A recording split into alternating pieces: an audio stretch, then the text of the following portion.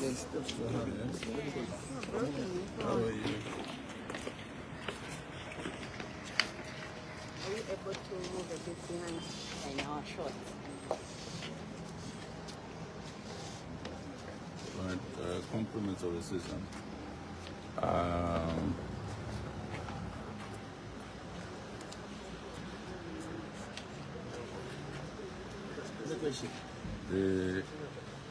Of course, we are here at the Magistrate Court,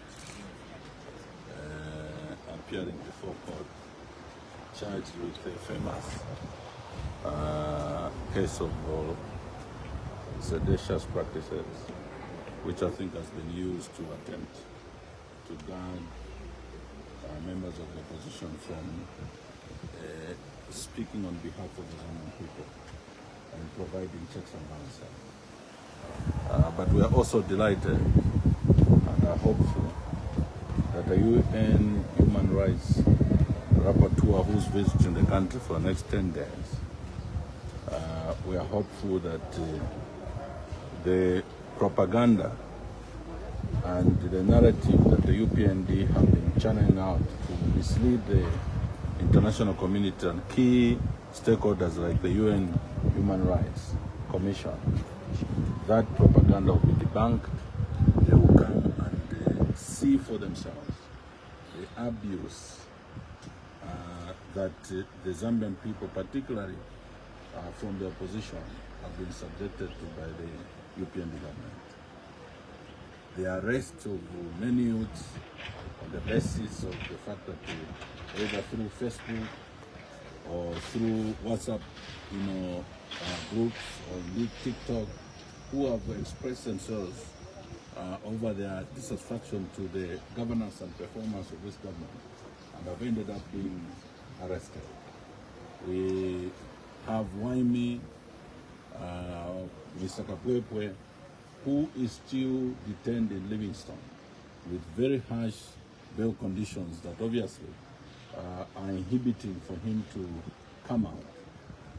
Is one such case. We had two young people who were transferred from Karurushi to Lusaka, when in fact the law provides that if somebody is alleged to have committed an offense, they should be indicted and prosecuted within the jurisdiction that in this case the magistrate courts are limited to undertake. They were not supposed to have been brought to Lusaka. They should have been arrested, charged, indicted in Karurushi. But for purposes of inconveniencing them and intimidating them, they were detained in Lusaka for over 60 days. There are many examples.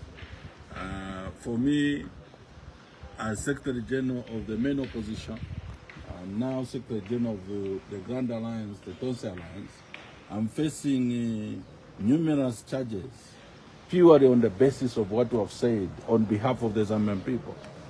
To a point where today we had even an interesting situation when the CRM was trying to allocate this new case. He realized that from himself and many other magistrates, I'm facing a similar charge. He had to start asking me which magistrate are you facing similar charges, because everything we say, including what I'm saying now, the police are under instructions to find something they can try and use to charge us with the so-called seditious practice, all in the interest of getting us to be quiet over the ills of what the UPND are doing. The by-elections, the violence that is taking place there.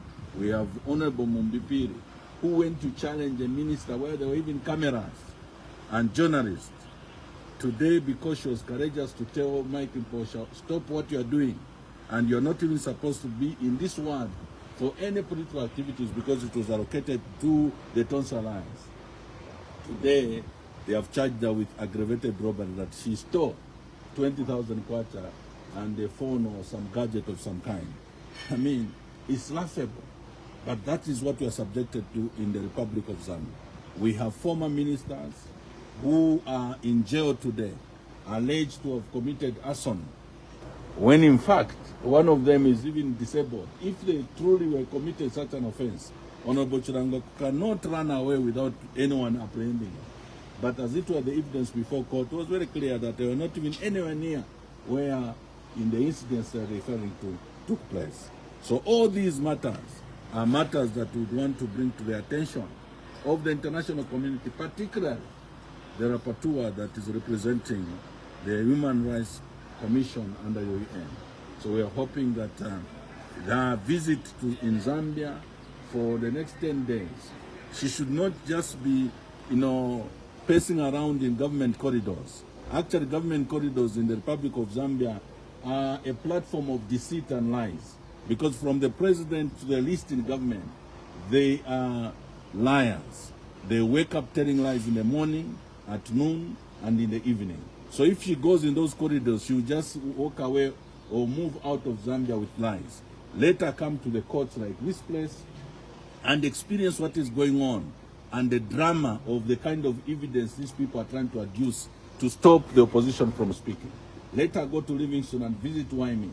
Later interact with the opposition, interact with the church, interact with different stakeholders so that she had an informed position, so that their report over their visit to Zambia will be objective, not one which is skewed towards advancing a narrative of Misaka Indechema and Tabo Kawana and Mwetwa, who are tools they are using to mislead the public and mislead the international community.